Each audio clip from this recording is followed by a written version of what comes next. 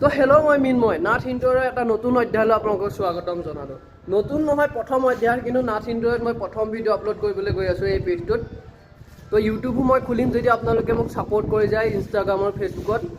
তো নাথ ইণ্ট'ৰৰ তৰফৰ পৰা আপোনালোকে ফটো চটো চাগে পায়ে থাকে, মই চিলিঙৰ কামৰ ভিডিঅ'ৰ ফটো দি থাকোঁ। নাথ ইণ্ট'ৰৰ তৰফৰ পৰা এতিয়া মই আছোঁ অৰুণাচলত কাম চলি আছে।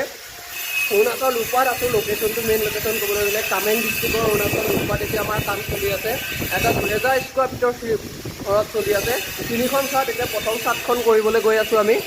আপোনালোকক দেখুৱাই দি আছোঁ কোনে কোনেনো কাম কৰি আছে আমাৰ লগত।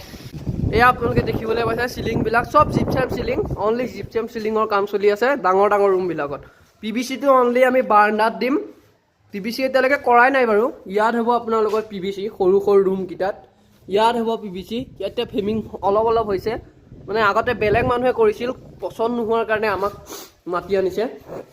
ইয়াতে জিপচাম চিলিং, চব জেগাতে জিপচাম চিলিং, অনলি বাৰাণ্ডা বাথৰুম য'ত পানী ব্যৱহাৰ হয় তাত অনলি PVC লগাব, কিয়নো জিপচামটো পানী পৰিলে আপোনালোকৰ নষ্ট হৈ যায়, সেইকাৰণে তাত PVC লগোৱা হৈছে।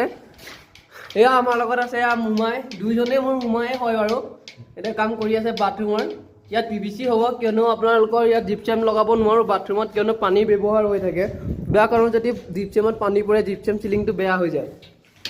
আপোনালোকক দেখাই যাম 30 চেলেঞ্জ লৈছোঁ 30টা ভিডিঅ'ৰ। তো আপোনালোকে যদি ছাপোৰ্ট কৰে মই আকৌ এটা চেলেঞ্জ কৰিম 60 ডে'ৰ। তো ধন্যবাদ।